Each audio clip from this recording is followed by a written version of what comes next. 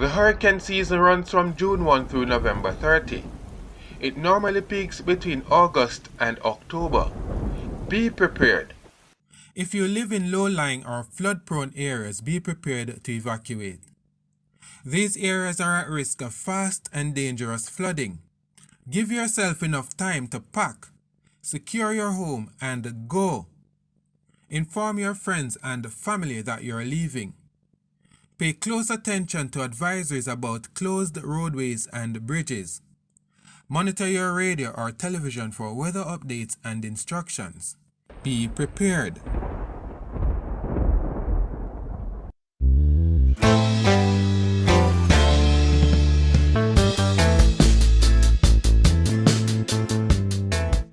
And grant that, we having thy fear always before our eyes, and laying aside all private interests, prejudices, and partial affections, the result of all our counsels may be to the glory of thy blessed name, the maintenance of true religion and justice, the safety, honor, and happiness of the king, the public weal, peace, and tranquility of the island, and the uniting and knitting together of the hearts of all persons and estates within the same, in true Christian love and charity, one towards another, through Jesus Christ our Lord. Amen.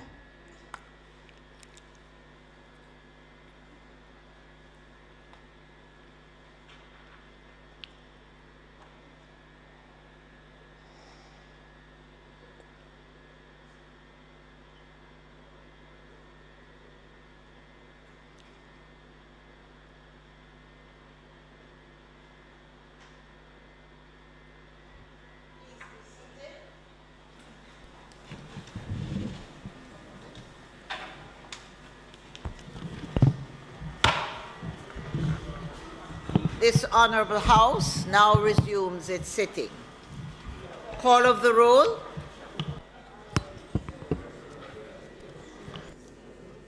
Mrs. Holness, Mr. Bartlett, Mr. Holness, Dr. Clark, Dr. Chang, Ms. Grange, Mrs. Williams,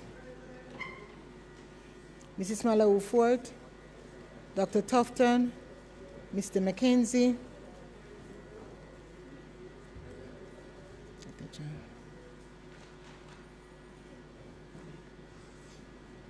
Mr. Chuck, Mr. Vaz,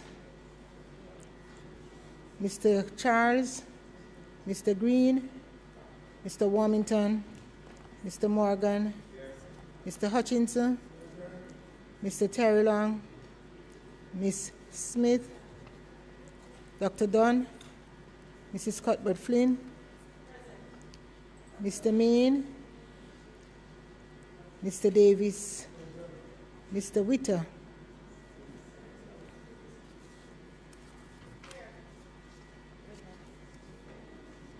Mr. Brown, Dr. Brown-Burke, Dr. Charles, Mr. Chin, Mr. Clark, Mr. Cousins, Ms. Crawford, Ms. Daley, Ms. Davis, Mr. Golding, Mr. Graham, Dr. Guy, Ms. Hamilton, Ms. Hannah, Mr. Henriquez, Mr. Henry, Mr. Hilton, Mr. Jackson, Mr. Lawrence, Ms. Lee, Mr. Miller, Mr. Montague, Ms. Morrison, Mrs. Nita Garvey, Mr. Paulwell, Mr. Phillips, Dr. Phillips, Mr. Robertson, Mr. Robinson, Mr. Samuda, Mr. Shaw, Mr. Siblist, Mr. Slowly, Mrs. Vaz, Dr. Wheatley, Mr. Williams, Mr. Wilson, Mr. Wright, Ms. Smith,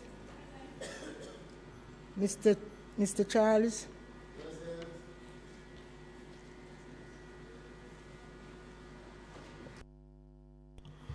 As usual, I want to welcome everyone to another sitting of the House of Representatives this afternoon. This afternoon we'll continue our sectoral debate, and our speaker this evening will be the Member of Parliament for St. Catherine Eastern, Miss Joyce Daley. I also welcome, there's just one lone person sitting in the gallery. We welcome you to the sitting of the House, and of course a special welcome to those joining us online via the various social media platforms. House Leader, we have just one speaker this evening, so we can go through the agenda as. Madam Speaker, yes, today it is our intention to continue the sectoral debate, and Member Joyce Daley, Member of Parliament for St. Catherine Eastern, will be our speaker today.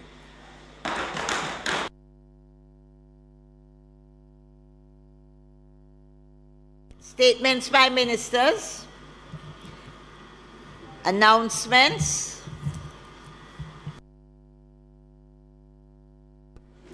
laid on the table of the House today are the following.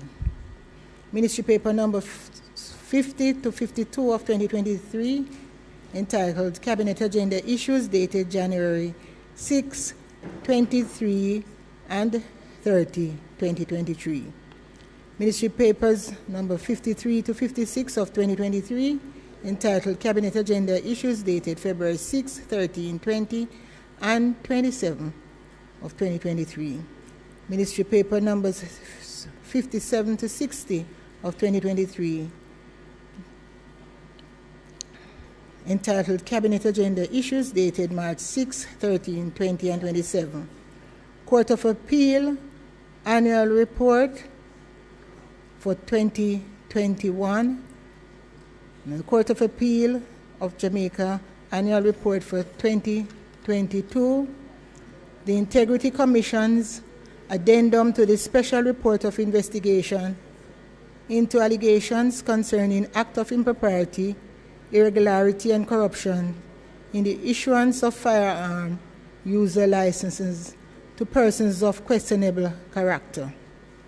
The Auditor General's Department certified appropriation accounts for head 46,000, recurrent and capital respectively, for the Ministry of Culture, Gender, Entertainment and Sport for the year 2021 and 2022 respectively, and head 19,000 A and B, 19,000 recurrent and 19,000 A capital and 19,000 B capital respectively for the Ministry of Economic Growth and Job Creation for the year 2018-2019.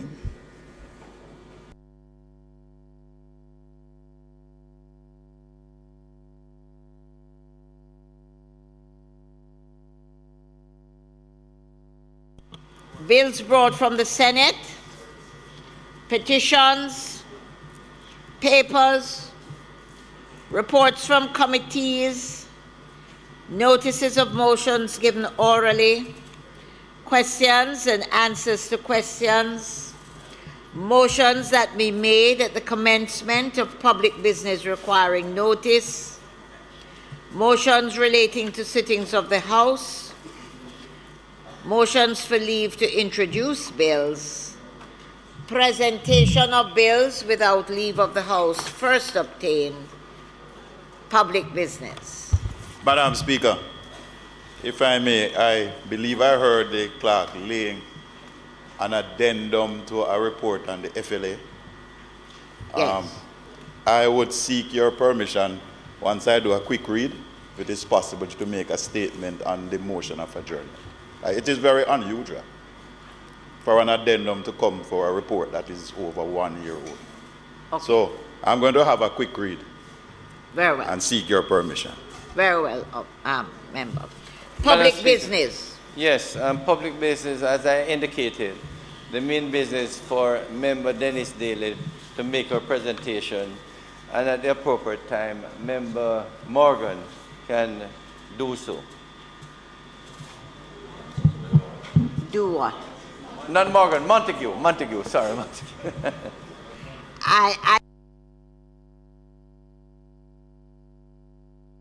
Eastern, Miss Joyce Daley, Member of Parliament, to make her presentation.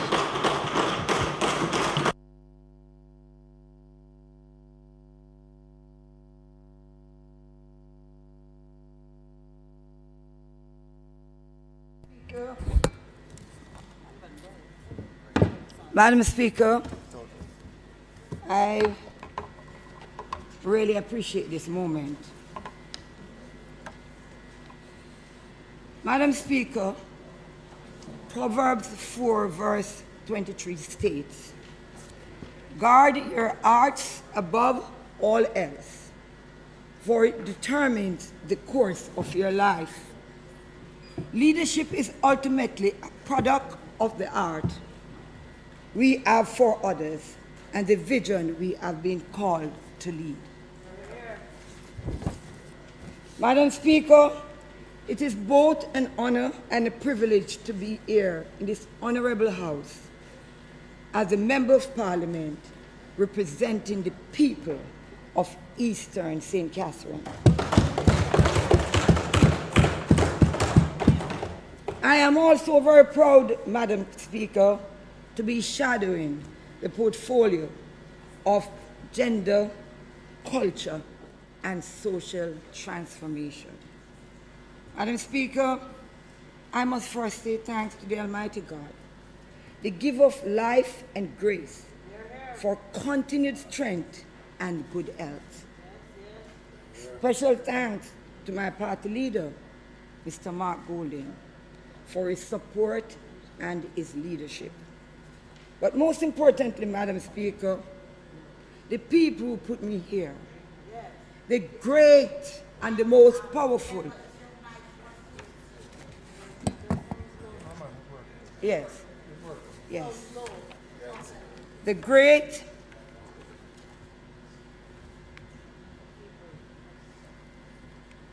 people of Eastern, St. Catherine Eastern. They are the ones I really and truly are very grateful to, Madam Speaker. Special thanks, Madam Speaker, to all my workers, my office clerk, my drivers, my attendant, my CPOs, my secretary, Mr. Tennant is there, and Mr. Robbie. Believe me, I could not do it without them. To my councillors, Madam Speaker, Councillor Enos Lawrence, Councillor Norman Scott with the Mayor of Spanish Town, Councillor Donovan Guy, and Councillor Keisha Lewis.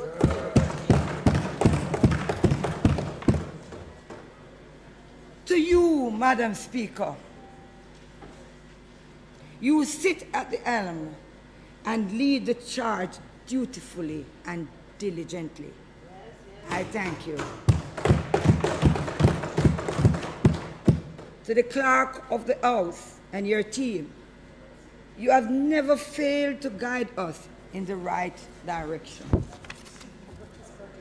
To all my colleagues from both sides, we might have on that side our different ideologies, but I believe that we have one common goal, and is to represent the people of Jamaica. Madam Speaker, when I was asked, Madam Speaker, if I leave you and did not thank my family, I could not go back home. My son, who is overseas now, and my other half that is at home. My sisters and my brothers who are all overseas, because I'm alone here. But I want to thank them for their support and their love. Madam Speaker, when I was asked by the party leader to shadow the Culture and Gender Ministry, some declared that these portfolios were ranked lower on the scale of importance. But, Madam Speaker, I think my party leader was onto something when he also included social transformation in the portfolio. I believe he understood the impact that these portfolios could have in changing some of the social ills that plagues Jamaica. Culture and gender are instrumental, Madam Speaker, in shaping societies and driving social transformation. In 1981, Madam Speaker, our festival song by Tinga Stewart, and it says, "Nowhere no better than yard," has been an anthem for Jamaicans.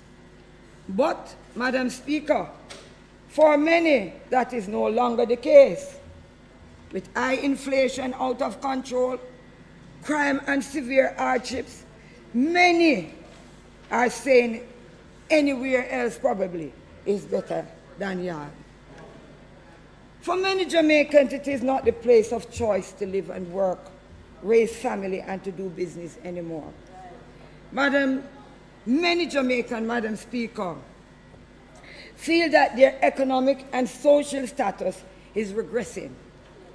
And as a country, we are not progressing as we should. Madam Speaker, the promised change and prosperity is no more of a pipe dream than a reality. In this honorable House, Madam Speaker, we are so privileged to stand. Our primary job, Madam Speaker, is to look out for the interests of the people. Our only job is to hear their cry and find solutions to the problems they face. We can't let them down, Madam Speaker. We must show them that we are problem solvers and progressive leaders. We have to listen to the people. They are reaching the breaking point. They are frustrated. I am tired of hearing, Madam Speaker, that our people are resilient. Madam Speaker, our people without hope and opportunity have no resolve. We need a new direction. We have to right the ship. Our people want better governance. We have to restore trust in the government. We have to do more to help our people. They need a break. Madam Speaker, we have to do more to help our people. Without trust, inclusiveness, and sharing the pie in a more equitable way, any attempt at social transformation will fail. There is an intricate link between culture, gender, and social transformation. So, Madam Speaker, I'm going to look at culture. Culture influences our constituents, promotes inclusivity, challenges stereotypes, and inspires positive social change. Madam Speaker, we are proud of our art forms that have made this tiny little island a global cultural superpower. Culture is not just for identity. It can become a productive ground, an economic boom for the country. We cannot take our culture for granted. Madam Speaker, are we doing enough to move culture forward? Madam Speaker, our culture is unique, vibrant, and appreciated worldwide. Madam Speaker, I must tell you that anywhere in the world you go and you tell them you are from Jamaica, whether it is through the music, our sports, even our vibes, they admire it. But the historical roots, Madam Speaker, has now become withered. But, Madam Speaker, if this continues unchecked, the historical foundation of our culture will be destroyed. Why haven't we introduced the history of reggae and other Jamaican genres of music to our curriculum? The music sector is a major contributor to who and what we are. But, Madam Speaker, it is trailing the more powerful influences of Afrobeat and reggaeton, which came out of our dancehall, Madam Speaker, and our reggae music. The truth is, Madam Speaker, that we have not paid enough attention to the musicians and the creators and of one of the most, Madam Speaker, without a doubt, influential music genres of the 20th century. They need the resources that will allow them to create and capture the world. Madam Speaker, the state of the world theater is a perfect metaphor for how we have treated our creative industry. Why has that magnificent theater been out of commission for so long? It should be a place, Madam Speaker, where each year our children can learn about their history through theoretical depiction. Miss Lou, Madam Speaker, Mas Run, and Barbara Gludon must be turning in their graves. The ward and the little theater should be a part of a national theater complex affiliated with the Edna Manley Drama School. Madam Speaker, where is the investment in the film industry? Why haven't we made it easier to film makers to acquire the equipment they need? And I pause here, Madam Speaker, because I looked at two premieres over the past 3 months. One with Sprague Benz and the other with Chris Martin. High quality. I believe that if we were to invest in this industry, Jamaica could be the next Hollywood. Where is the creative industry park with the film and music studios side by side? Can you imagine, Madam Speaker, how attractive and creative industry park name of Bob Marley, Perry Ensel, or Trevor Rowan would be? Yes. Such a place would be an incubator for talents, influences by the best musicians and filmmakers. Music and film, Madam Speaker, could become a major plank of our economic development.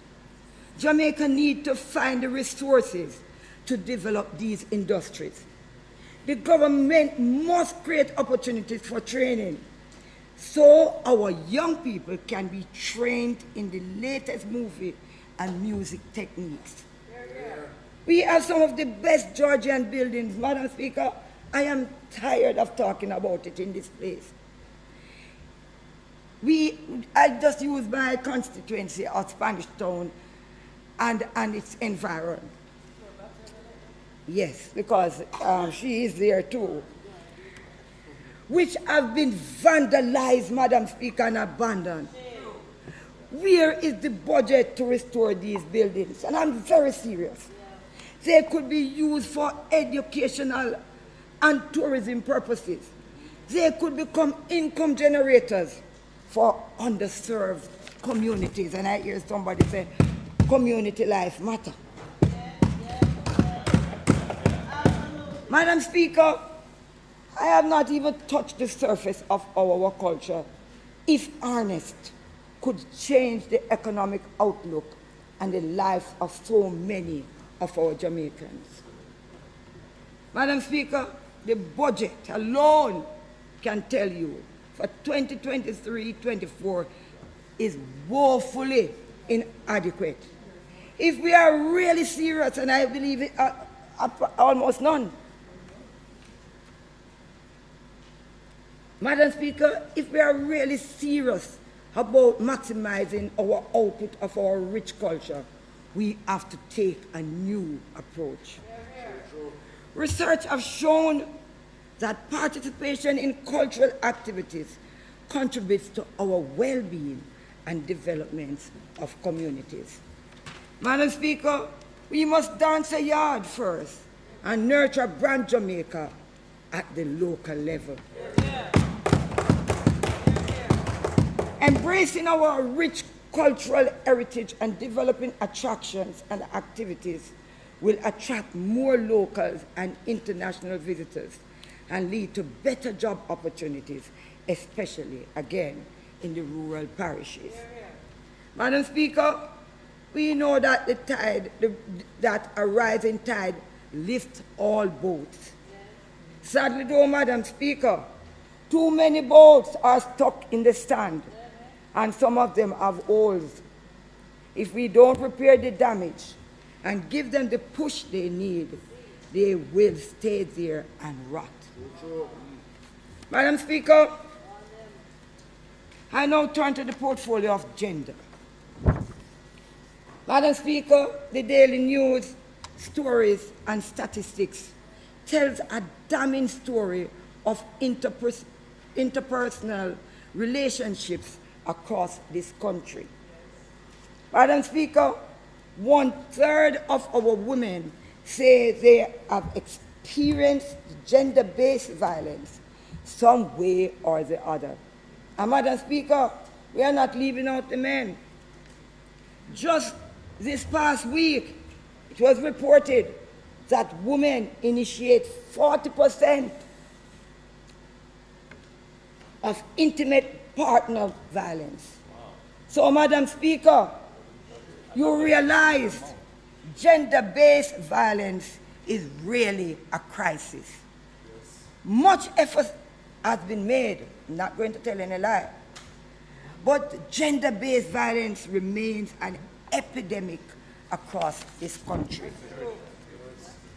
Madam Speaker, this culture of violence in our country will continue if we do not address the root causes.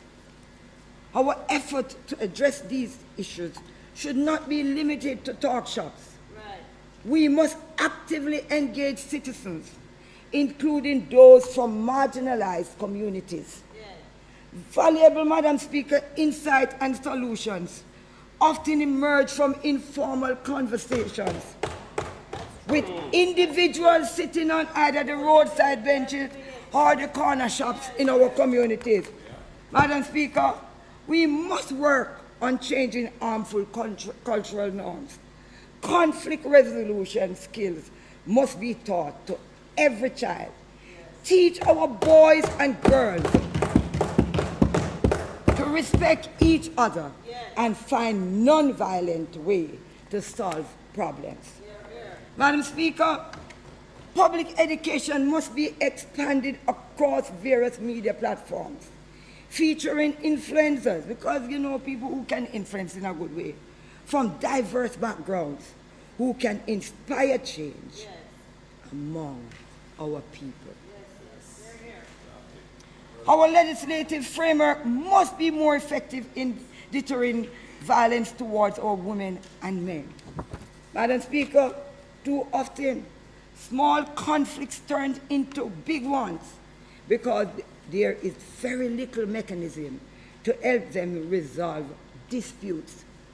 I also believe, Madam Speaker, that soft approach can assist in deterring gender-based violence sometimes, as sometimes the hardcore approach sometimes does not always give us the good result. Let us create safe spaces where respected community leaders such as our JPs, our pastors, our teachers can help resolve problems before they balloon into violent death. Madam Speaker, while there are national shelters, I believe safe spaces at the community level should be greatly assist in diffusing conflict. It is no secret that poverty, Madam Speaker, forced many, especially women, to stay in abusive relationships. We have to find a way to help these women find jobs or get marketable skills so they do not have to depend on their abusers. Madam Speaker, the high level of gender-based violence, especially against women, is a sign of deep problem in the social structure of our society. Madam Speaker, how do we train our young men differently and our women? These issues should be at the top of our agenda in this honorable House. Madam Speaker, in understanding the issues that continuously plague us, then we will be better able to combat these challenges. Madam Speaker, our aim is to eradicate issues of gender-based violence and foster gender equality. Madam Speaker, every Jamaican deserves the right to be heard, to live in peace, to have access to decent services, and to feel secure in their homes. We need the collective efforts of the government, the churches, and social organizations to form a national organization dedicated to promoting gender equality and addressing gender-related issues. Let us empower those who feel silent and inferior. Let us give them a platform to voice their experiences and their concerns. Madam Speaker, I now turn to social transformation. Madam Speaker, to have a cohesive and high-functioning society, we must create new conditions that will transform the lives of everyday people through economic empowerment, equal justice, access to services such as health, water, education, and personal safety. The transformation Jamaica needs now, Madam Speaker, work hand in hand with good governance. To achieve social transformation, it cannot be treated as a project. It must be infused into our way of life and all arms of government. We must take an inclusive approach to achieve the desired changes. Madam Speaker, as policymakers, we cannot just decide what is best for our people. We need to hear from our people about the challenges they face and the changes they hope to see in their communities and their country. As a Member of Parliament, Madam Speaker, our job is to ensure that the long-standing needs and the deepest aspirations of our everyday Jamaican people are fulfilled. We must do so while creating mechanisms for a participatory and a democratic society. Democracy, Madam Speaker, is more than elections. It is also about creating structures in which people can become part of the solutions. Madam Speaker, social transformation must be focused on raising the standard of living of our people, especially those who are marginalized and vulnerable. Madam Speaker, for the effective transformation to take place in our society, a number of steps must be taken, and these include education. We must improves access to quality education for all Jamaicans. Education transformation is critical for our country's progress. We must identify and nurture gifted students early, Madam Speaker, rather than allowing them to develop behavioral issues due to neglect. Madam Speaker, underperforming schools, and we continue to just lump them together because we believe that one curriculum fits all. We believe that the schools, even though they are not performing, must be given the same curriculum and must be given the same CCXE, and they must do the same thing like an immaculate. Right. And when the grade is low and when there's no good result, we call them underperforming schools. My recommendation, Madam Speaker,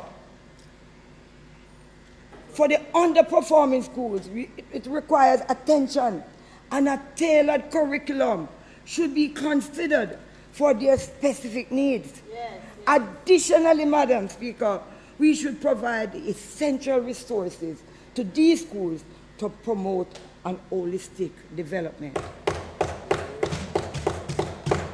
Madam Speaker, our approach must be multifaceted, including vocational and technology training. And let me pause here. Are we providing the latest technological tools and information to support new career choices, Madam Speaker? Let us just consider the electric cars that I have heard being announced in this Parliament. Are we developing a curriculum for mechanics that would enable them to understand and work with these advanced systems? We need, Madam Speaker, to ensure that our students are prepared for diverse career paths that can take them anywhere within this dynamic global marketplace. Madam Speaker, our technical institution needs better equipment and more highly trained staff to prepare them for the modern global economy, where it seems that artificial, because we are bragging about it, intelligence is taking over. Madam Speaker, another major challenge to education is the loss of teachers. We must find a way to retrain them. In addition, Madam Speaker, is low pay and poor working conditions. They are burdened with multiple roles, including, Madam Speaker, caregiver, yes, acting as surrogate parents.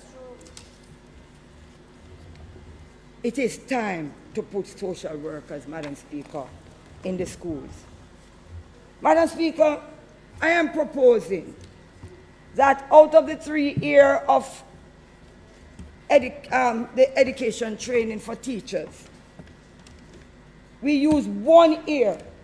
And why I'm saying that, Madam Speaker, before now, you would have students in school and you can teach them because when you go in school, they are settled. Now, Madam Speaker, as a teacher, and I can speak to that, when you go in school, you must start with discipline first in the morning, and sometimes it takes up almost 2 sessions to get the students to settle down in order that you can work with them. So my recommendation out of the 3 years in Teachers College, 1 year must be used to assist, to train teachers as social workers. I agree. Madam Speaker, with technology and so on, you don't need 3 years to train anymore. So take 1 year out of it to help with social work. Madam Speaker, this skill would give the teachers the privilege to address and identify the day-to-day challenges that students face. And this, Madam Speaker, will take the burden of the new guidance counselor, because you first have to go to the guidance counselor and then them send you to the social worker.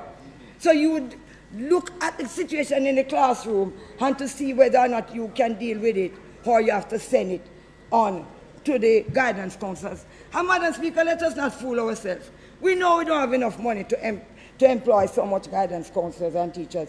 So equip our regular teachers so that they'll be able to identify some of these small things before they become large. Madam Speaker, we must improve informal communities. Yes. We cannot have true social transformation with so many living on the margins. One quick win is to regularize informal settlements and give residents a title to the land they occupy. Some are multi-generations, Madam Speaker. They are there for 40, 50 years. I also, Madam Speaker, support the construction of self-contained apartment units for low-income families through a government housing program. Madam Speaker, we must develop proper infrastructure. Okay. Madam Speaker, I move to have the Speaker be given sufficient time to complete her presentation. Members, the question before the House is that the Member of Parliament speaking be given sufficient time to complete her presentation. Those in favour? Aye.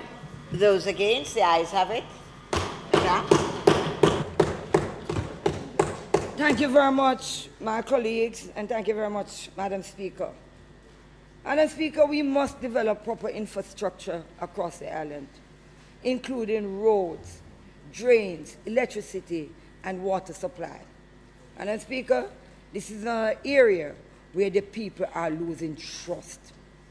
They believe big contracts are given out for road construction repairs, and they believe the quality of work is so poor that soon after, and if there is a strong shower of rain, the roads fall in disrepair.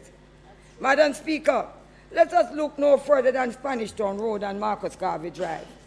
These major roadways leading into Kingston becomes a massive lake after every shower of rain. Struggling Jamaicans are left with the bill to repair their vehicles and to clean up some of the mess. Madam Speaker, who will take responsibility and what are the consequences? Madam Speaker, I now turn to agriculture to transform our life. We have too many parcels of land that are idle. We must put these lands into production. Lease the lands to genuine farmers, Madam Speaker, not wannabe farmers. We have a lot of wannabe farmers, and they have most of the land in this country. We must lease, that they lease acres and acres and acres, and they are nothing more than the wannabes farmers. Madam Speaker, farmland must under no circumstances be used for housing. Concrete cannot feed our people. Our goal as we transform the country must be food security. And I heard the minister saying it at some function last week, that we are lagging behind with food security. Madam Speaker, I now turn to community resources. Thriving communities need facilities where the children can play and families can come together for community events and recreations. Our community needs parks. And Madam Speaker, in the past, we used to don't pay attention to it because at home, and we have to be very, very honest now, you could get training in the home. But no, Madam Speaker, you're not so sure. So I believe the recreational centers and the training facilities will assist greatly in improving the lives of children, especially those who come from marginal backgrounds, and for those who are in homes that are small enough that if you turn, it becomes a problem. They will be able to go to these parks and learn how to interact, socialize, and to be able to deal with conflict. Madam Speaker, I look at healthcare and its transformation. We cannot speak about transformation without addressing the crisis in our health care. Hospitals are overcrowded, and our people is desperate in need for life-saving operations. And those operations are delayed. Recently, Madam Speaker, I heard a story of a man about 50 years of age who was diagnosed with early-stage prostate cancer. He does not have the money to get an operation privately, so he was sent to a public hospital. Madam Speaker, he was told to come in 4 different times. Each trip to Kingston from his home in rural Jamaica cost more than $20,000. He is still waiting, Madam Speaker, and praying that his cancer does not spread too fast. Madam Speaker, this is the reality of poor Jamaicans. Madam Speaker, we look at job creation. We can't transform this country if our people are not gainfully employed and they must receive livable wages. Our focus must be long-term job creation for low-skilled, unskilled, and semi-skilled individuals. We need a labor force with a good mix of technical and vocational workers, so that, Madam Speaker, when we look at the logistic hub and all what is going to come, we don't import workers from abroad. Madam Speaker, I'll be very sad to know that we have the human capital here, untrained, and we have to send abroad to get people who are skilled and trained to do the work in this country. Madam Speaker, while I applaud the wage plan with the increase in the minimum wage, but Madam Speaker, the last time I checked, it took $155.85 Jamaican to purchase $1. That means the increase to the minimum wage has been wiped out. Every time our dollar devalues, the cost of goods and services goes up. And guess what, Madam Speaker? They never come back down when the Jamaican dollar revalues. The people get shafted just every time. To transform Jamaica, we need not just a minimum wage, we need a livable wage and a mechanism to regularize and to review this in a timely manner. Institutional upgrade. Institutions like the National Housing Trust, our trust, NSTA have served Jamaica well, Madam Speaker. But time comes, Madam Speaker, for us to look at how they are serving the needs of the people and if they have to be adopted to fit the times that we are in now. The financial regulator, Madam Speaker, is another big problem. We need to do more to protect the interests of our people. And Madam Speaker, I'm going to really now say something. It's not in my script. But when you ask an old lady or a middle-aged person to go to a bank machine to go and draw their money, and they have to give a stranger their PIN number because they don't know how to do it. They can't get into the bank. They're sending them to the machine. You're sending them to security guard, and some of us know what it takes. And they are the ones who expose to people's information. Madam Speaker, what do you think happened to these poor elderly who is not technologically inclined? Madam Speaker, in every country that is civilized, you must create a space for the elderly who do not understand advancement. You must say that this is where your senior comes for us to be able to help them so that they do not expose their business to people and some of them who are strangers and they become the victims. So, Madam Speaker, the banking sector must look into this situation whereby you're sending everybody to machine. Everybody exposed out on the road. Everybody know exactly what is happening to them and their lives are in danger as a result of that. The financial regulators, Madam Speaker, need to do more to protect the interests of our people. Some of the bank fees and penalties, Madam Speaker, are too high and exorbitant. I hear our Member of Parliament talk about it and not conducive to creating a productive society. Madam Speaker, crime and violence.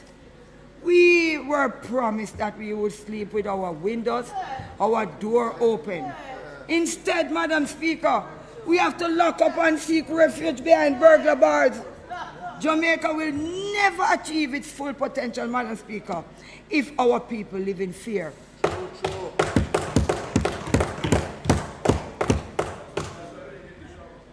We have to strengthen our security forces and implement measures to address crime and violence in every community. Madam Speaker, I turn to an item now, the justice system for transformation. And I know our Honorable Minister wants to hear this. We must enhance and modernize our court proceedings for civil and criminal matters. Madam Speaker, I know some things have been done, but to do proper transformation, it can't be a one-shot. I know, Madam Speaker, that some work has been done to transform the justice system. It is not enough. Why does it take, Mr. Minister, Madam Speaker, to a year to get your record expunged? We come in here and we brag. Some of the people believe tomorrow morning they would just go in and they would be able to click a button and get these things done. And Madam Speaker, I am looking at what is taking a year, especially for minor. It don't even say when you do the major ones, you're going to do whole heap of background check. But for minor things, and this technological age, when it is so easy to search records, this should not take more than 3 months, and that is long. Give these convicted for minors offense a chance to rebuild their life with a clean slate. Madam Speaker, access now to legal aid. Access to legal aid, I did say that, is another vexing matter, Madam Speaker. While legal aid is available, some persons either not aware or they don't know how to access these services. Madam Speaker, it is a fact. Madam Speaker, it is a fact.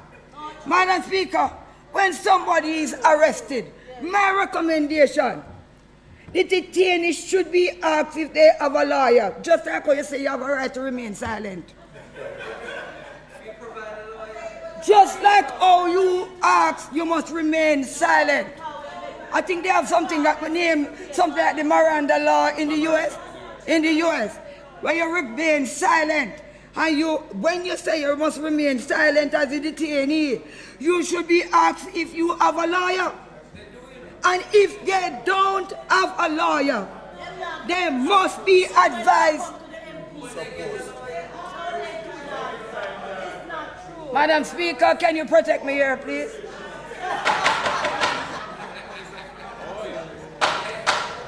Madam Speaker.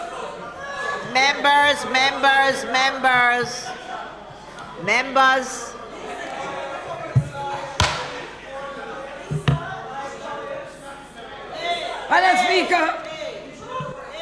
Madam Speaker, They should be asked, and I'm very serious about it, you know, because I'm passionate about people's rights. They should be asked if they have a lawyer. They should be asked. They don't, and if they don't have a lawyer, they must be advised immediately. No, they don't get any. They don't know what to ask for.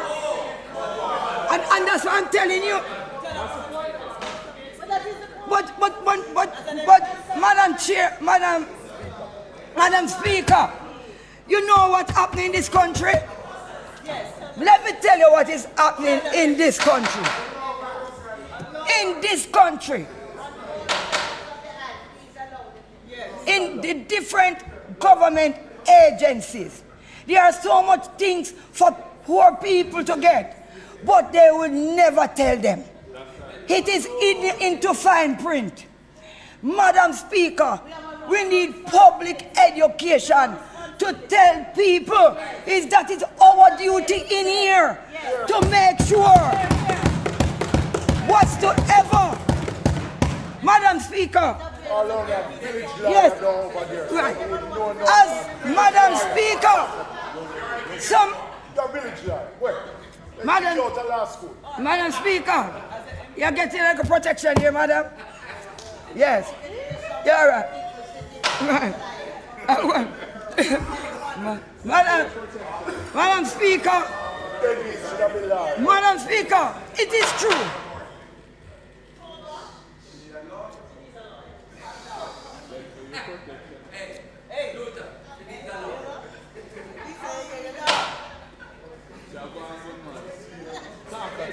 Madam Speaker, it is a fact. If you go to NIS, if they want to tell you, they tell you. Anywhere you go to as agencies, and some of you MPs over there know the truth. Because they come to our offices when they don't get through. And guess what? They do not have the cadre of legal aids. So we need to make sure that when that is being said to them, we appoint somebody, because some of them in court for long without representation and can't get bail because there's nobody. Well, all right. Madam Speaker, I have a constituency.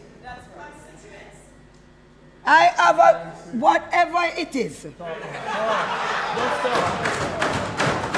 That every day,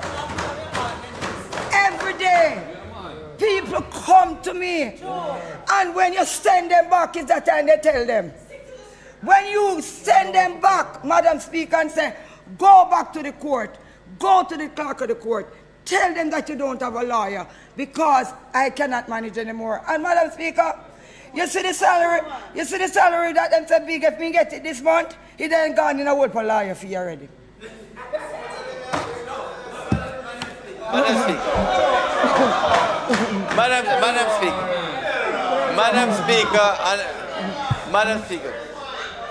Speaker. No, on a point of order. Madam Speaker, on a point of order. Every person charged with an offense, even when they go to the police station, a duty counsel is available. An attorney to assist them with legal aid is available. Not one attorney can say we owe them $1, because we have more than enough money to pay every single attorney. Madam Speaker, what is more, we have so much money available that we are now begging people to access the services of the Justice Ministry. Member, you just tell all of them, call 888 Justice and get information. Madam Speaker, sometimes when you call 888 Justice, it go beep, beep, beep.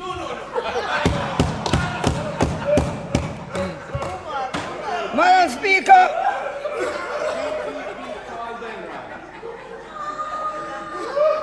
Madam Speaker, they must have a right to legal representation. Madam Speaker, all I'm asking the minister to do now, because you have done some things, this must be standardized with standard in law enforcement practice. That means once they are detained, they must be told. Just like what you say, you have a right to remain silent. Tell them same time, and do not tell them and leave them. Tell them and give them. Madam Speaker, I don't want you to tell me that my time run out, so let me go on. Social welfare system. While we have some long way to go, our social welfare is still lacking. We have done some work, Madam Speaker, and I wouldn't say we don't do some work. Too many elderly persons, children and other vulnerable persons struggle to get basic nutrition. Madam Speaker, nutrition is a serious problem in schools right now. Proper shelter and decent health care. Programs like the PATH need to be restructured, and I'm going to say something about PATH now that I opened in the vex. Madam Speaker, when you're going to a home and somebody gives you a little TV, or one little two-burner stove, and you hear that because you have a TV and a two-burner stove, you're not qualified. It's true. Come on. We need agreement. We are here to represent. Yes. Yes. That, Madam Speaker, needs to stop.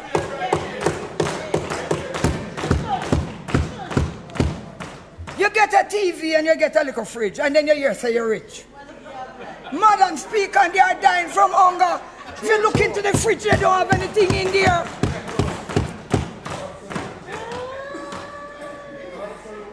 We have to restructure the PATH program to better serve our citizens who are most in need. Now, Madam Speaker, the Minister of Information, if we are going to transform this country, Madam Speaker, the Minister is going to play a very critical and vital role in any transformation program. Because, Madam Speaker, you can't be transforming things to people and people don't know. It must lead the public education charge. That's right. Encourage, and it's not a joke. Yeah, we are in here making all kinds of things for people and people don't know because no information. The participation have to be defended. That is true. Madam Speaker, the participation of people focus on our freedom of speech, and that cannot be just speaky spokey. It must be in the language that every Jamaican will understand.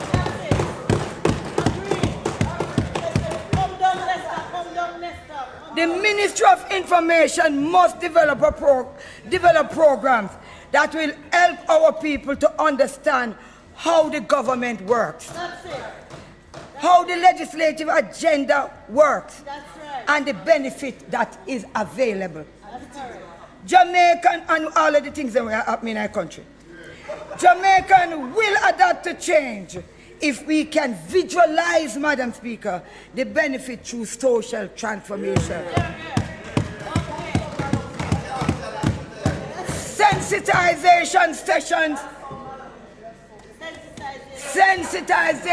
sessions and educational programs will be critical in informing and re-educating our citizens on the path to national development.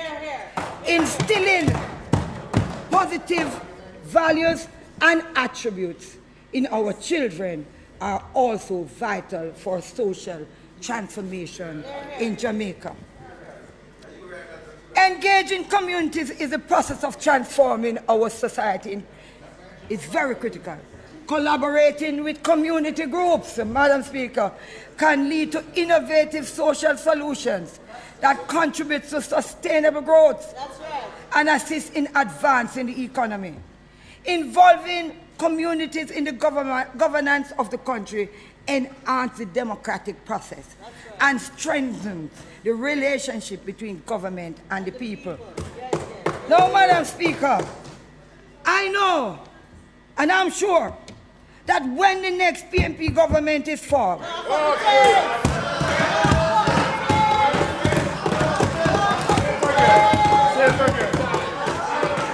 Madam Speaker, when we form the next PNP government, we will set the groundwork and is determined to transform institutions to better serve the people and improve their standard of living.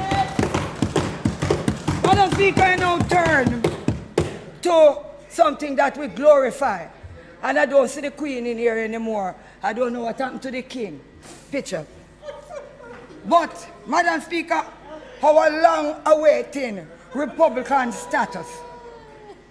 While we anxiously await the declaration of the political liberation and the move to Republican status, Madam Speaker, Jamaicans want to hear how this will change their life for the better. The government must explain how our lives, our community, our schools, our healthcare system, and recreational experiences will be transformed. True. Madam Speaker, will we keep the Privy Council, or will the Caribbean Court of Justice become our final appellate court? All of this, Madam Speaker, must be explained to our people. The government must refrain, Madam Speaker, from making any hasty decision on this process. Madam Speaker, approach each step with deliberativeness and always with the interest of our people. Madam Speaker, this move should not be about a political legacy, but about our people and their growth and development. Madam Speaker, in closing, yes, ma'am. The late, Madam Speaker, the late, great, Honorable Michael Manley, in his budget speech on May the 2nd, 1973 says, "Change is the willingness to look at your systems and have the courage to know what is wrong." More, Madam Speaker, more is not change. Change is to reorder the values of your life. Change is having a vision of a new hope for society. Change is to have courage to invest something now in sacrifice so that tomorrow's people may be free. Jamaicans, Madam Speaker, Jamaicans know what sacrifice is. The freedom of our ancestors was taken. That is the ultimate sacrifice.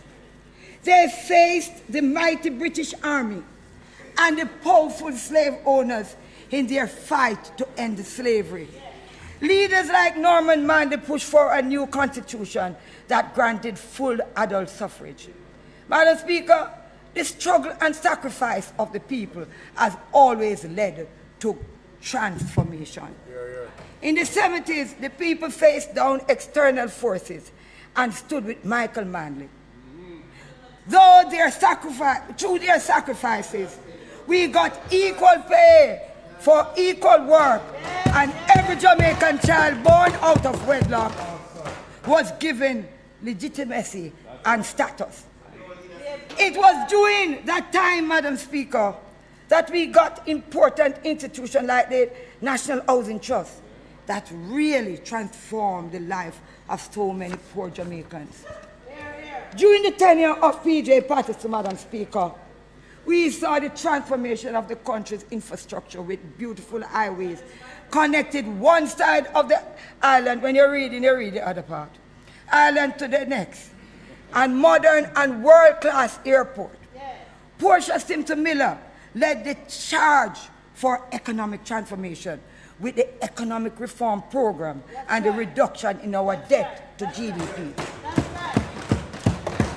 Madam Speaker, Proverbs tells us that without a vision, people perish. Yes, Jamaica has been crying out for a new vision. Let us draw inspiration and courage from those before us who faced the gun of the British Army, who endured the back-breaking work in the cane fields. Our fishermen who in their tiny canoes brave the mighty water so they can feed their families. Our athletes who have faced down the competitions and win many times, and so many great Jamaicans who have defied the odds. They had a vision, Madam Speaker, for a better life for their children. We have a responsibility to honor their courage by leading with honesty, integrity, and a heart for the people. Madam Speaker, we must create a society where everyone has the opportunity to develop and achieve a better quality of life. Let us restore the faith of our people in this honorable house. Let us come together with a single purpose to transform our Jamaica into the place where dreams flourish, justice abound, love is abundant, and hope is endless. God bless Jamaica.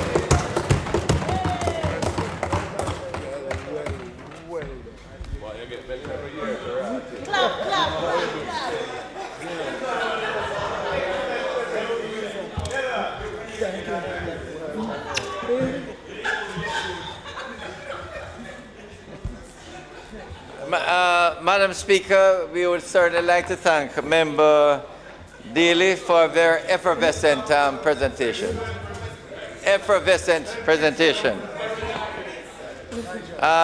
Madam Speaker, I now ask that the sectoral debate be suspended. Members, the question before you is that we have the suspension of the sectoral debate. Those in favor? Those against? The ayes have it.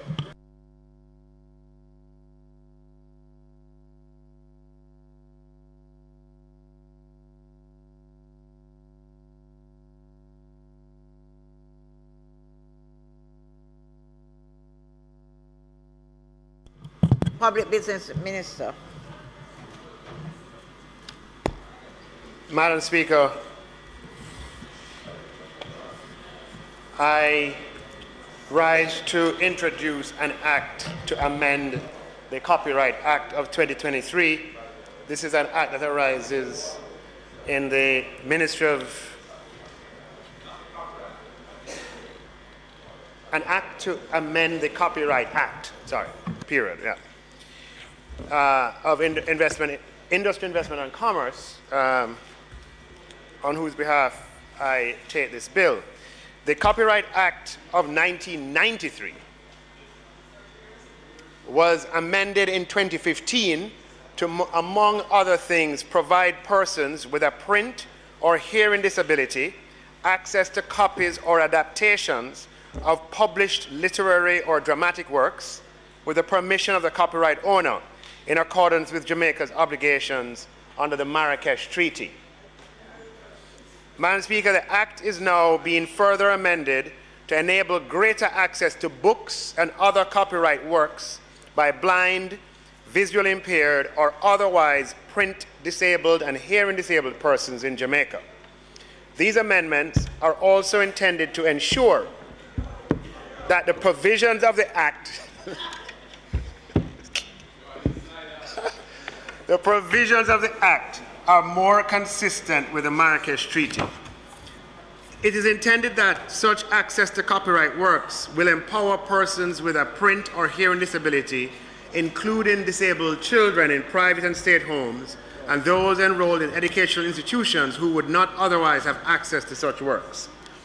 Madam Speaker, I will now present the main clauses of the bill. Clause 1, short title and construction. This clause provides for the short title of the Act and directs that the Act should be read in conjunction with the Copyright Act and all amendments thereto. Clause 2, amendment to Section 2 of the Principal Act. The clause deletes the definitions of the term accessible format and authorized body, as the definitions are being revised and placed in Section 51, which is in Part 6 of the Act. The part provides for the exceptions to the infringement of copyright. Clause 3, amendment to Section 51 of the Principal Act. Section 51 is being amended by deleting the current section and inserting a new section to provide for the interpretation of key terms, including the following. 1. Authorized person means A, for the purposes of Section 55A, a person with a print disability. B, for the purposes of Section 65B, a person with a hearing disability. C, a person acting on behalf of any person referred to in paragraphs A or B. D, an authorized body or an organization acting on behalf of an authorized body. 2. Authorized body means the Abilities Foundation of Jamaica, the Jamaica Association for the Deaf, the Jamaica Council for Persons with Disabilities, the Jamaica Society for the Blind, the Ministry with responsibility for education, and the National Library of Jamaica, to name a few. Authorized entity means an entity in another contracting party to the Marrakesh Treaty other than Jamaica that is authorized or recognized by the government of that contracting party to provide education, instructional training, adaptive reading, or informational access to persons with a print disability on a non-profit basis. 4. Marrakesh Treaty, this is still in the definitions, means the Marrakesh Treaty to facilitate access to published works for persons who are blind, visually impaired, or otherwise print disabled, adopted at Marrakesh on the 27th day of June 2013. Further, subsection 2 defines who is considered to be a person with a print disability, and subsection 3 defines who is considered to be a person with a hearing disability. Additionally, subsection 4 allows the minister to designate other organizations to be an authorized body. Clause 4, repeal and replacement of Section 65A of the Principal Act. This section allows a person with a print disability or an authorized person to do the following without the consent of the copyright owner. 1. Translate, adapt, or reproduce in Braille, large print, or other accessible format copyright works. 2. Perform in public a copyright work, either live or in another accessible format. 3. Make access, obtain, import, supply, distribute, make available, and use accessible format copies of all copyright works. 4. Take any intermediate step to facilitate the making, obtaining, or supplying of accessible format copies. 5. Assist a person with a print disability to make and use an accessible format copy of a copyright work, provided that the person with a print disability has lawful access to that work or a copy of that work. 6. Obtain accessible format copies of copyright works from an authorized body or authorized entity, including by non-commercial lending or by electronic communication, by wire or by wireless means, provided that accessible format copy obtained is used only for the benefit of persons with a print disability. And 7, distribute or make available accessible format copies to an authorized entity, or another authorized body, or a person with a print disability in Jamaica, or in a contracting party to the Marrakesh Treaty, provided that prior to the distribution or making available of such copies, the originating authorized person did not know or have reasonable grounds to know that the accessible format copy would be used for persons other than persons with a print disability. Clause 5, repeal and replacement of Section 65B of the Principal Act. This section allows a person with a hearing disability or an authorized person to do the following without the consent of the copyright owner. 1. Translate, adapt, or reproduce in sign language or other accessible format copyright works. 2. Perform in public a copyright work in sign language, either live or in another accessible format. 3. Make access, obtain, import, supply, distribute, make available, and use accessible format copies of all copyright works. 4. Make subtitled films or broadcasts. 5. Take any intermediate steps to facilitate the making, obtaining, or supplying of accessible format copies. 6. Assist a person with a hearing disability to make and use an accessible format copy of a copyright work, provided that the person with a hearing disability has lawful access to that work or a copy of that work. 7. Obtain accessible format copies of copyright works from an authorized body, including by non-commercial lending or by electronic communication, by wire or by wireless means, provided that the accessible format copy obtained is used only for the benefit of persons with a hearing disability. And 8. Distribute or make available accessible format copies to an authorized body or to a person with a hearing disability in Jamaica, provided that prior to the distribution or making available of such copies, the originating authorized person did not know or have reasonable grounds to know that the accessible format copy would be used for persons other than persons with a hearing disability. Clause 6. Insertion of Section 65C and 65D in the Principal Act. Section 65C, conditions for accessing copyright works. This clause provides for conditions that must be met for the provisions of Section 65A and 65B, which is exemptions for persons with a print or hearing disability, to apply. These conditions include: 1. The authorized person who intends to undertake any of the activities referred to in Section 65A and 65B must have lawful access to the copyright work or a copy of that work. 2. The work has been converted to an accessible format copy, which may include the means needed to navigate information in the accessible format, but which does not have the effect of introducing changes other than those needed to make the work accessible to the person with a print disability or a hearing disability. 3. The accessible format copies are supplied exclusively to be used by persons with a print disability or hearing disability. 4. If any person with a print disability or hearing disability to whom the copy is to be provided is required to pay for the copy, the payment required is no higher than a sum consisting of the cost of the production of the copy and a reasonable contribution to the general expenses of the authorized person with no element of profit. Section 65D, protection from infringement of copyright.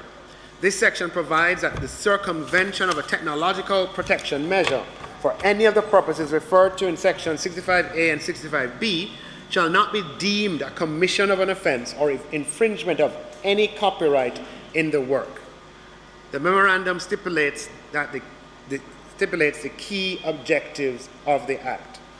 Madam Speaker, in closing, this Act to amend the Copyright Act is designed to ensure that Jamaica becomes an even more equitable place for persons who have hearing and print disabilities, Madam Speaker, and these amendments are in keeping with international treaties to which Jamaica is a signatory.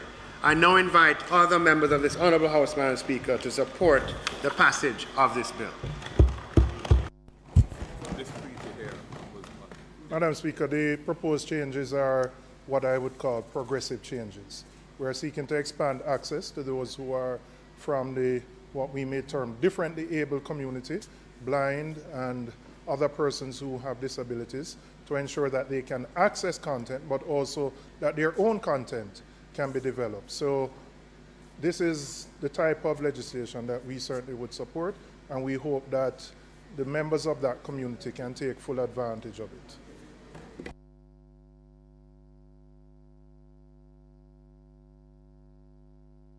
Madam Speaker, I thank the member for his contribution. This is indeed a good day, Madam Speaker, in the passage of a bill of this nature that broadens access in Jamaica. I ask, Madam Speaker, that the bill be read a second time. The question is that the bill be read a second time. Those in favor? Aye. Those against? The ayes have it. A bill entitled An Act to Amend the Copyright Act, read a second time. The House will now resolve itself into a committee of the whole House to consider the bill clause by clause.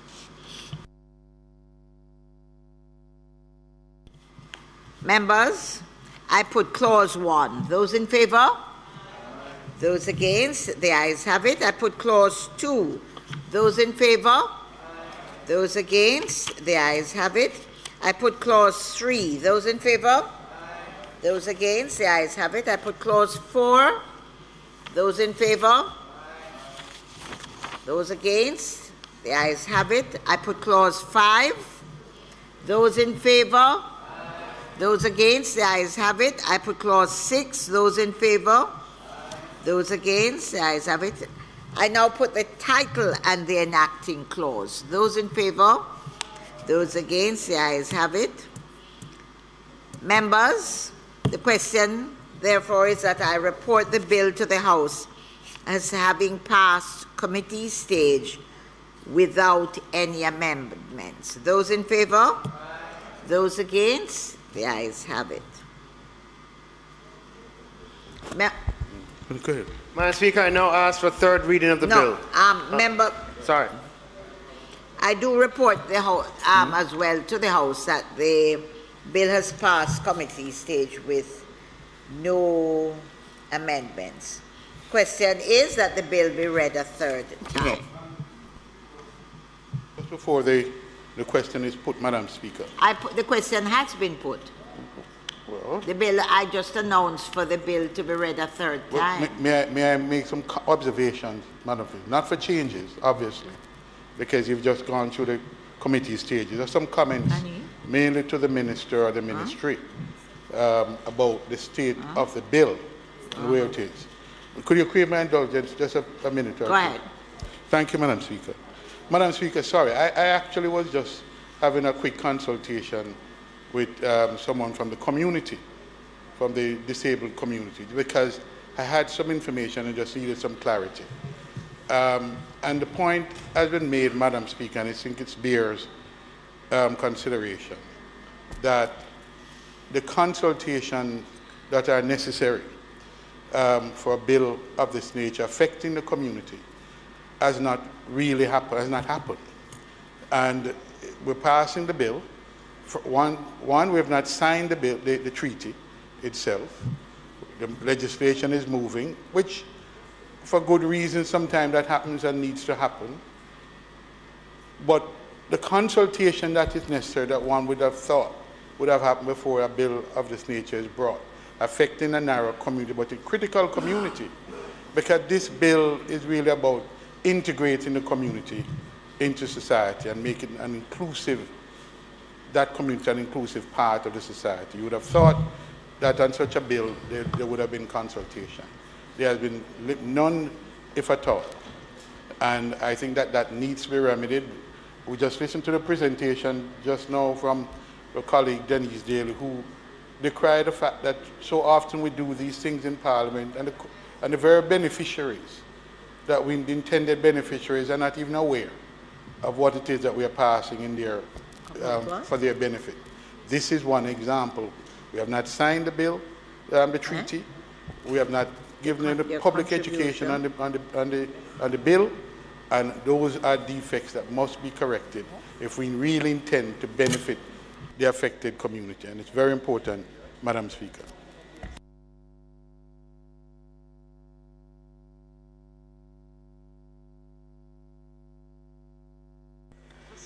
No, remember, I hear your comment. I mean, what this bill simply lifts provisions in an international treaty that countries have signed up to and placed it into domestic law. We don't, it's not that we have discretion about what we can put into domestic law to facilitate greater access. Countries around the world have come together under the auspices of the World Intellectual Property Organization and agreed to the amendments to copyright law in domestic jurisdictions that will be allowable, that will be permissible in order to facilitate greater access by persons in the print disabled community, including persons who are visually impaired. And this bill just mainly lifts those provisions and places them into domestic law. We would be acting in contravention of the World intellectual property organization if we sought to place into domestic law items that are not a part of the treaty. I know that the ministry, the responsible ministry, once this is passed both houses of parliament, will be engaging to ensure that there is knowledge and awareness about these provisions, both on the part of members of the community, but critically importantly, on the part of organizations and companies who can provide this service. Right? It requires companies being able to take advantage of these provisions to produce material in otherwise copyrighted documents and make them available. And that will become an industry in itself, or a subsector in itself. And I know that the ministry will be on a mission to make sure that Jamaica makes full use of it. So I just wanted to offer those clarifying remarks, Madam Speaker. Yeah. Just a minute. Madam Speaker, it misses the point that I was really making, though. No, it misses the point. It misses the point, which is this, that this is an international treaty.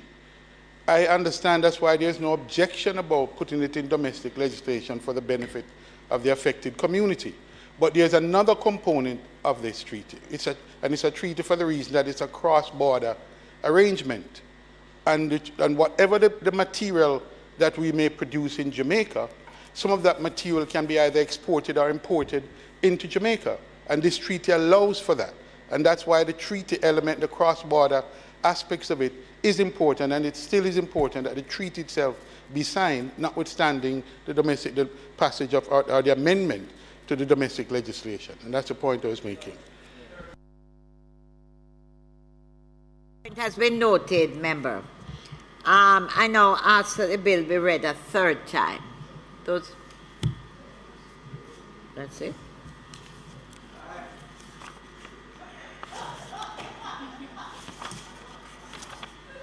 That's it. So what? The bill has been passed, no? Bill read a third time.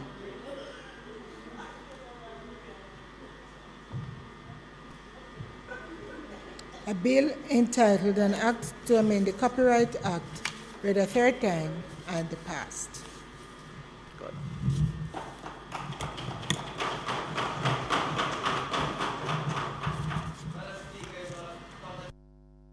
For us to do any further business today, I therefore ask that the House adjourns until Tuesday, June the 13th, 2023 at 2 p.m.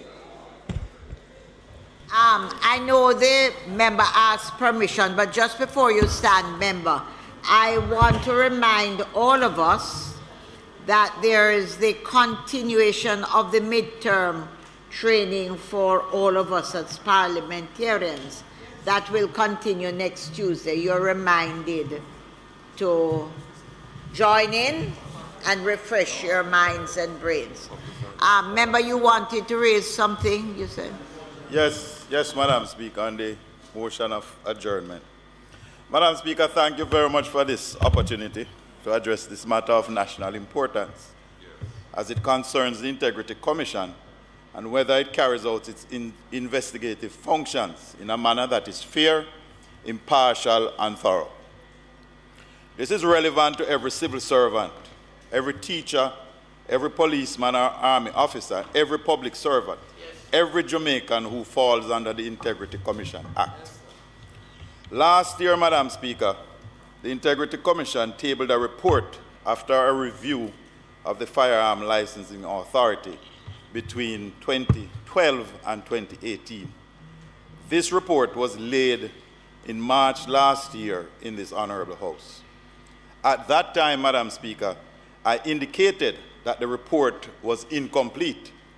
The passage of time has proven me correct.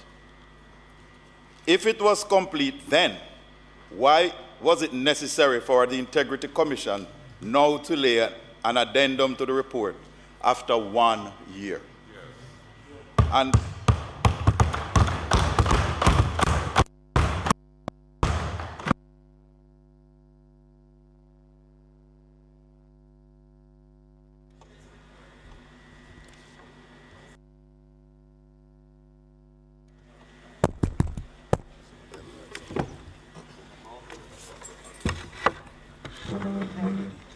and only review a part of the period it reported on originally.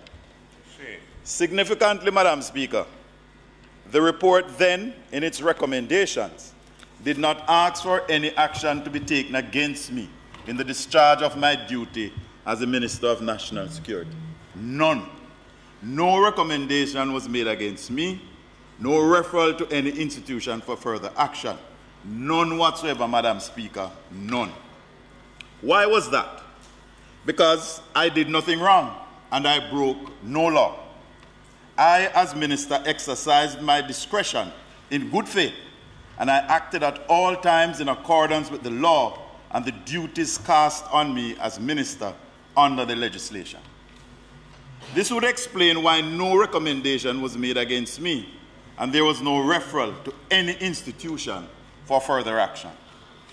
Madam Speaker, in April 2022, I made a public statement which was carried in both nationally circulated Sunday papers. The Integrity Commission would have seen or read that public statement. There was a deafening silence then. There was no review of the report then. But another public statement is made, and the Commission tables an addendum. What? It's like there is one rule for some and another for we country.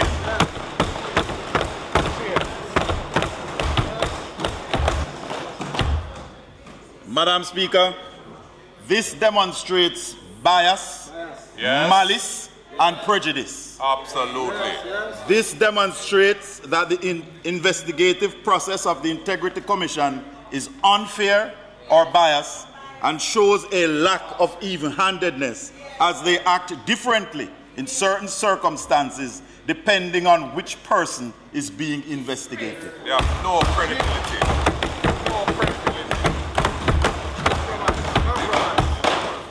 Madam Speaker, the addendum is basically a review of the original report. So tell me, how can a judge, having passed a sentence, turn around 1 year later and add to his verdict? What? A judge of the same level. Madam Speaker, that's manifestly unfair. Furthermore, they did not review the whole period, but only a section, and then slammed the door shut, stating in the addendum that they will not disturb the rest of the report. What? What? Madam Speaker, no new information was sought or given. My quick read shows that they made the decision on information already in their possession. I, Madam Speaker, provided information to them in my public statement, but I was not good enough to merit a review. This is clearly prejudice, bias, and malice.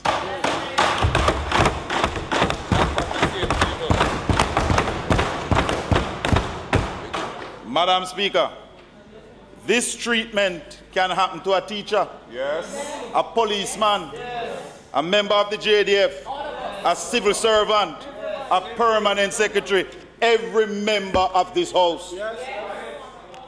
Where is the equity, the fairness, and the accountability? Madam Speaker, as a member of this honorable House that feels aggrieved, I am asking for the Oversight Committee of Parliament that oversees the Integrity Commission to be convened to review and consider whether the Integrity Commission acted fairly and in a principled manner. Yes. The review should not be confined to my case only, but it should cover generally how the Integrity Commission carries out its investigative actions, absolutely, its administrative processes, and whether it is fair and impartial in the execution of the duties in this area. Yes. Further, I am asking that the Joint Select Committee reviewing the Integrity Commission Act be asked to consider amending the legislation to give the ordinary citizen, the ordinary Jamaican, the policeman or woman, the army officer, the civil servant, the permanent secretary, and the teacher a mechanism of review and to remove the bar against taking the commission and its officers to court to seek redress. Madam Speaker, every Jamaican is entitled to preserve their good name and reputation.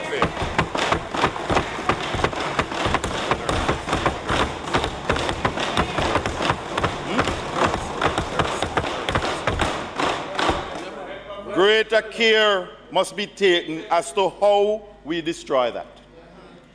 If the ordinary civil servant or nurse cannot obtain a big law firm and consultants, we deny them the right to a good name?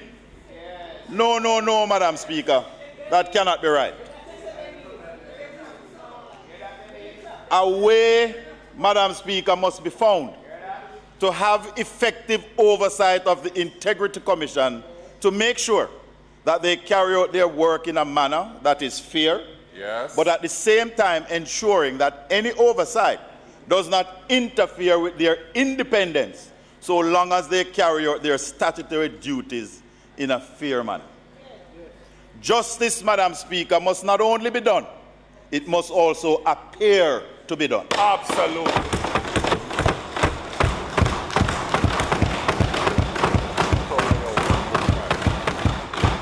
Madam Speaker, our system of justice guarantees your innocence until you are proven guilty in a court of law.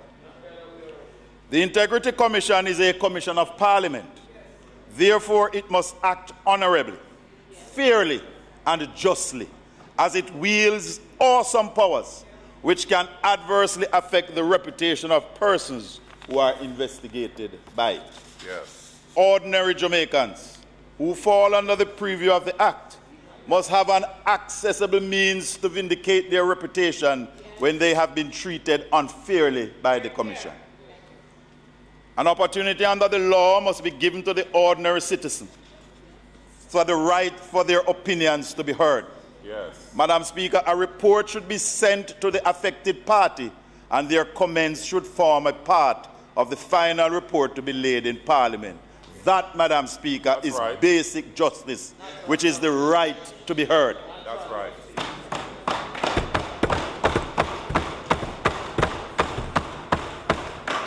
Madam Speaker, the convening of the Oversight Committee to review the original report to see if the principles of equality, openness, and fairness were applied. And I base my request for the convening on the following. 1. The addendum is authored by a different official than who did the original report without any new information. 2. The addendum or appeal is done by an official of the same standing or level. Paul, Madam Speaker, cannot review Paul. That is unprincipled, unfair, and borders on victimization. This is a clear conflict and violation of natural justice. The addendum is a report that is over 1 year old without reviewing the whole report is biased, prejudicial, and unfair. Madam Speaker, at what point or time does the Integrity Commission close off a report? Will they come next year with another addendum? Or in 5 years' time? Madam Speaker, as the head of this branch of the government, the legislature, may I ask you to write to the Attorney General's chambers to seek their opinion on whether the Integrity Commission can reopen or add an addendum to a report that has already been laid, and if the process is correct and proper, without new information. So, Madam Speaker, I am urging you to consult with the Attorney General. Madam Speaker, we need this review to restore the confidence of every government worker, every teacher, every nurse, every police and army officer, every Jamaican and public servant who fall under the preview of this act, so that we may have their hope restored and their confidence gained in the Commission. And that whether you are rich or poor, from uptown or downtown, town or country, there is one rule, one law, one Jamaica.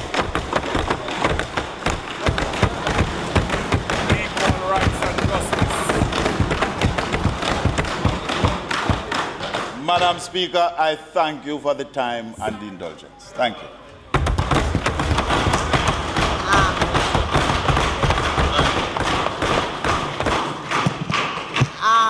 Members, I have noted the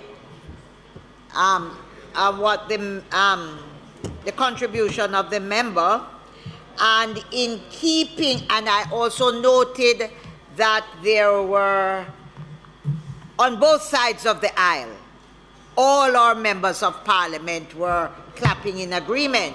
And, well, not all, with the exception of two. With the exception of two members. All members of this House, because I'm sitting here and looking, and I have been requested by the leader of the opposition to speak. And so I have noted that the members on both sides have been in agreement and in keeping with the standing orders, because this is a motion on adjournment. I'm looking at 11.4. I am Madam allowing Speaker, I withdraw that request. He doesn't wish to speak anymore. Okay. Well, I am in keeping. In keeping, he has a right to withdraw.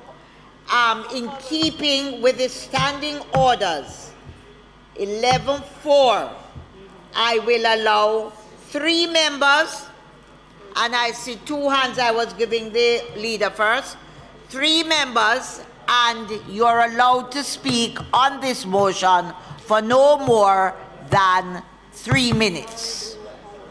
So I'll ask.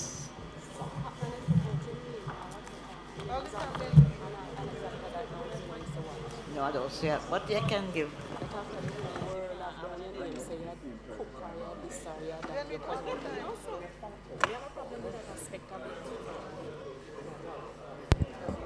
Madam Speaker, thank you very much for allowing me to stand in support of my colleague, because I'm not spoiling it. What's you, man? Oh, you're so miserable.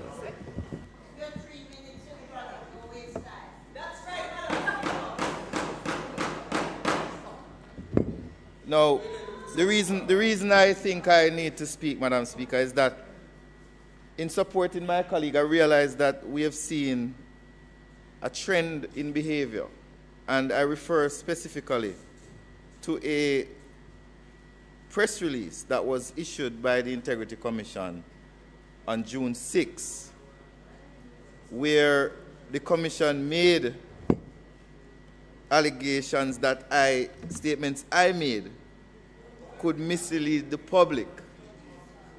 I think it is important, Madam Speaker, that while not going into the depth of the issue, the approach by the Integrity Commission in that press release against me does not associate itself with how we believe that an independent entity such as the Commission should behave. The facts, Madam Speaker, is that I was asked a question about a code of conduct that was being requested by the Integrity Commission to be signed in April by journalists. Point of order, Madam Speaker. With the greatest of respect, the member from Central St. Mary, Western St. Mary, got a special approval from you to speak on a matter affecting him. So unless it is that matter, I don't think it's appropriate for a new matter to be introduced at this time. Right. So, Madam Speaker, I want to say that what I refer to is a trend that is associated with the unfairness that the member has spoken about. And I was articulating another example to support that what he's saying is not an individual incident, but a trend. And if I can support him by identifying a trend, I do not see anything inappropriate with that. And I was pointing out, Madam Speaker, that his incident is a part of a continuing act where certain behaviors by the Integrity Commission demonstrate that they are not meant. So while my colleague may try to stand up and say whatever he wants to say, I think it's appropriate that I raise the point. And I appreciate your intervention. Madam Speaker, the point I was making is that the Integrity Commission has been in public speaking about which cabinet minister has not signed a code of conduct. Yet, no cabinet minister, other than the Prime Minister, has been furnished with such a code by the Integrity Commission. In their letter, they have said that they will continue to release the names of those who have not signed without even consulting us as to what is in the code, what are our rights and responsibilities based on the code. And Madam Speaker, I think it's a continuing approach by the Commission where it disregards the rights and due process and fairness associated with persons that they are interacting with. And it's why I have to stand up, Madam Speaker, and support my colleague in his statement. Thank you very much. Of the opposition, are you now exercising because I gave? Yes. Would you like to wait until after the member here? It's okay? Good. Thank you, Madam Speaker. Madam Speaker, the member for Western St. Mary, on the motion for adjournment, raised a matter which has impacted him personally. It was in the nature of a personal statement, which normally persons don't respond to in the procedure. But given the way it has unfolded as being on the motion for adjournment rather than under the provision for giving a personal statement, I just wanted to say a couple of things. First of all, this addendum addresses an objection to the content of the report insofar as it, in a misleading way, omitted evidence that was given to the Commission. And they have chosen to issue an addendum to respond to that. And as it happens, they agree with that criticism and they have corrected it in relation to the matters raised by that person. In relation to the rest of the report, which largely affects the member for Western St. Mary in his then capacity as minister, the addendum says the Director of Investigations sees no reason at this time to disturb the remainder of the report of the former interim Director of Investigations. The report had been done by a predecessor. So what I read that as saying is that based on the material that they have seen or heard, they don't see any reason to change their ruling on those matters. It is for the member to raise those issues with them in a convincing way if he feels aggrieved, as was done by the person who they have responded to here.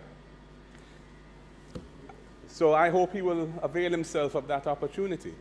I know that he's seeking an opinion from the Attorney General's chambers via your office as to whether, when a report is tabled here, that means that the jurisdiction of the Commission comes to an end in relation to whether they can issue an addendum or not. And we will await the Attorney General's ruling on that. I would just say generally, though, there's a trend I'm seeing from that side to attack the Integrity Commission. There have been attempts to, there have been clear attempts. Members, I am allowing every member of this House who gets permission to stand and speak to speak. I have already indicated to this House and to the public that as the Speaker sitting here, when the member from St. Mary got up to speak, I carefully noted that every member of this House, on this side and on that side, barring 3 persons, were shaking and hitting their desks in agreement. It is the right of the leader of the opposition to state a point differently from whatever his views are. But the public, and I have said, the public will take note that members of this House on both sides, but he's entitled to his own view. So you have 3 minutes. Use it wisely. You're gone somewhere. I will endeavor to do so, Madam Speaker. I said and I maintained that I've noticed a trend for the government members in Parliament through the Oversight Committee or the committee that's reviewing the Integrity Commission to seek to dismantle its powers in some ways that would, I think, neuter it and make it ineffective. I caution against that. I think the Integrity Commission needs to be nurtured as a young institution and supported so it can fulfill its mandate of trying to eradicate corruption in this country, which is one of the most serious problems this country faces. And I think it's very important that Parliament not send a signal that would be interpreted by the wider public as suggesting that we are at odds with that motive. Now, insofar as fairness to individuals is concerned, I think it's important that individuals be treated with fairly. And where the Integrity Commission transgresses in that regard, I expect them to correct that in an appropriate manner, as they have done with this addendum. To the extent that the member for St. Mary, Western, feels he has not been treated fairly, I expect him to put the material before the Commission, which would put them in a position to adjudicate that matter, and they can respond accordingly. But it is important that the Integrity Commission see fairness as part of what is their mandate. On the other hand, go ahead, finish. On the other hand, anything to do with reducing their powers, curtailing the scope of their investigatory mandate, their prosecutorial mandate, will not have my support. I am very much in favor. Very much in favor of that institution being empowered to do its work, because corruption is a problem in the country. We have seen a lot of it over the last several years. Remember, we're speaking to this point. Indeed. And you've made it. And as for the Leadership Code of Conduct, I was sent it. I signed it. I encourage the Integrity Commission to allow the members of the Shadow Cabinet to also sign it. They said that they don't have a problem with that, and most have signed it. Thank you. And I don't see why the other side is resisting. Madam Speaker. I'm not allowing you to go. I am holding to the fact of the main point that was raised by the opposition thing. But it was raised Madam Speaker, on a point of order. Madam Speaker, on a point of order. No, wait. Has responsibility for information matters. Have a seat, dear in the government. So that is why I felt I have a right to respond to that. And that is what I have done. No. Your opposition business person stated correctly we're dealing with that addendum, and I appreciate your point of view, and I've allowed it. Thank you. Thank you. And your 3 minutes? Yeah, so I would just say to the member for St. Mary Western, if you feel aggrieved about the report, put the material, point to the Commission to where the specific issues are, and expect them to treat you fairly. Okay. And I would support you being treated, anyone in here being treated fairly. What I will not support is any attempt to undermine the legitimacy of the Integrity Commission, any attempt to undermine their powers or their mandate. I think it's very important that we avoid doing that. And no matter how much you want to howl, it's not going to affect me, you know. I will say what I have to say as long as the Speaker authorizes me to do so. Thank you, Madam Speaker. Madam Speaker.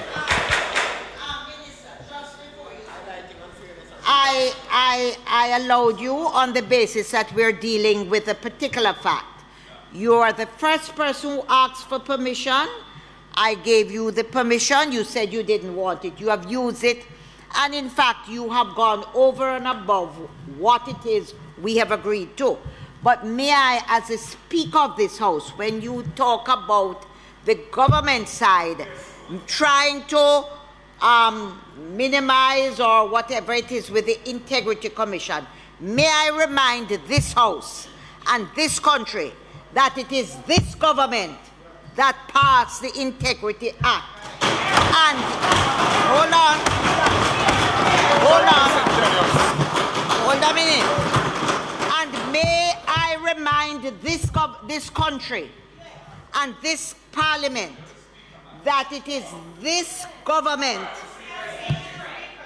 that it is this government, in its anxiety to ensure that we curtail and hold corruption in hand, that has created this act, because we went overboard as a government to give the integrity powers. And in addition, hold on, and in addition to that, if you look through your budget, I allowed your leader to speak, and I'm now speaking.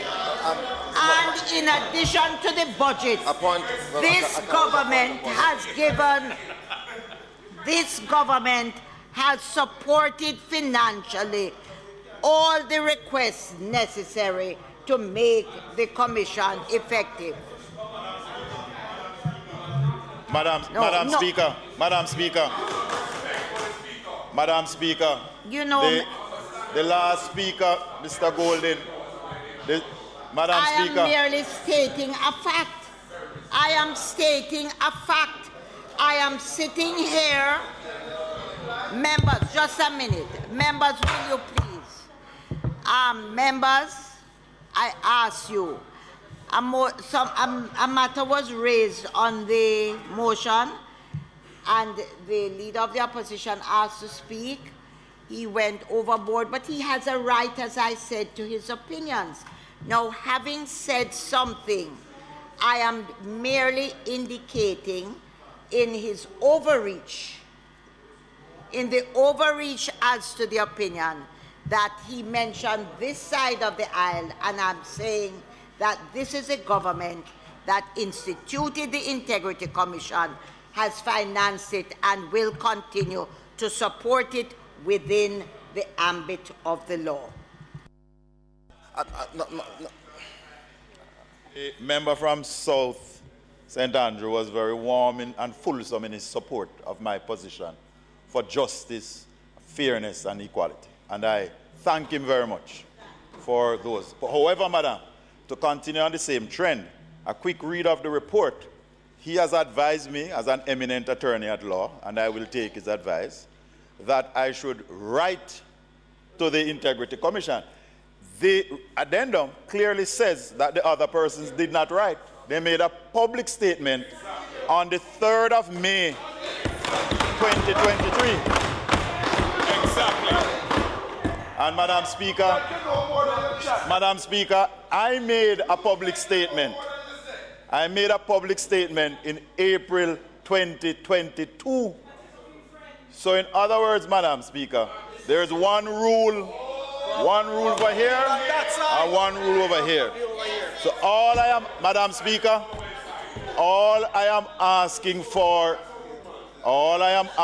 for is equity, justice, and fairness. I have clearly said, Madam Speaker, in my statement, that any oversight of the Commission should not interfere in their independence. I have not sought to undermine the valuable work that the Integrity Commission was set up to do. I want that to be very clear. No. It never said. It's not a motion for debate. Madam Speaker. Point of order, Madam Speaker. The rules of debate clearly states that if the member who raised the motion, having spoken on it, and being given a second time to speak, effectively closes. No, he's not closing anything. Yes, he can. Mr. Motion. He can only speak twice. With due respect. He can only speak. I was on a point of order. He spoke. What was the point of order? The point of order was what the member said. Madam Speaker, I intend to exercise my 3 minutes. First of all, Madam Speaker, the matter of corruption is a major problem for this country. This Parliament needs to be united in terms of removing corruption from our country. And where we have a commission that is supposed to act to ensure that corruption is identified and removed, it should get our support, yes. But we cannot, in a situation where it appears that the Commission is not acting fairly and equitably. The Commission is not beyond criticism, and where the Commission takes a position that members on the government side have not signed, not one member over here have seen this code of conduct, this political code of conduct. I have not seen it, and no, Madam Speaker, I don't know. So I'm told. So I am told. I certainly have not seen it. I have checked with several members, they have not seen it. And to say in a press release yesterday, Madam Speaker, that those of us who have not signed it, something we have not seen, that we will be acting as if we're against what is in it, my God, how can they say that? And Madam Speaker, with due respect, the Commission has demonstrated a certain bias, a certain unfairness, which demonstrate that this Integrity Commission lacks integrity.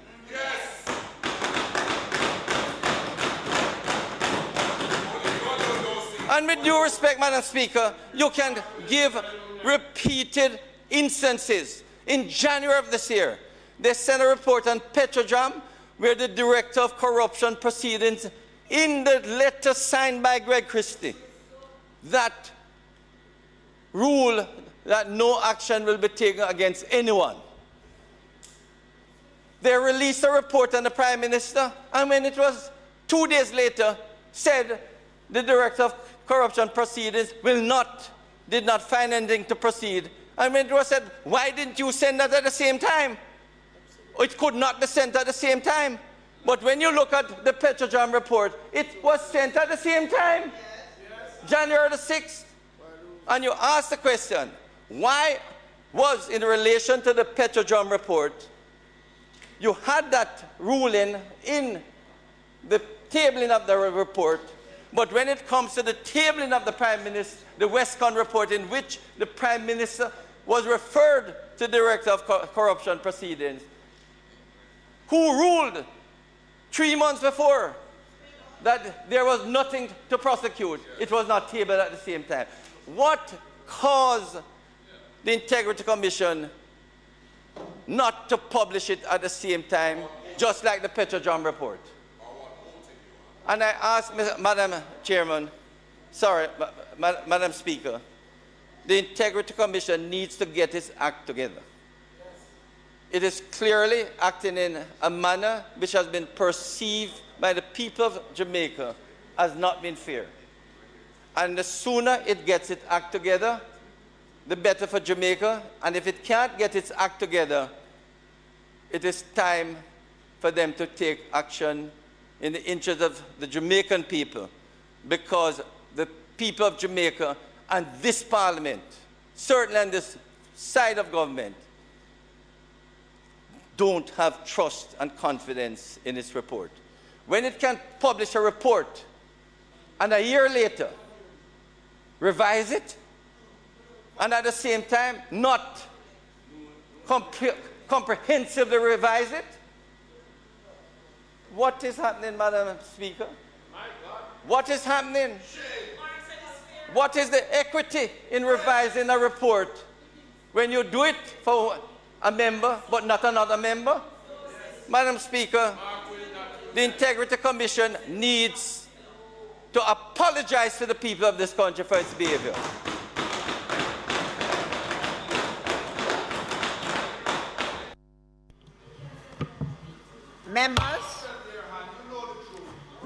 Members, this House is now adjourned.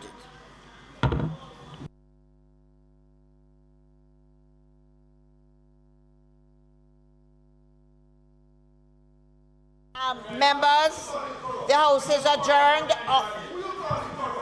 This House is adjourned until next week, Tuesday at 2 p.m.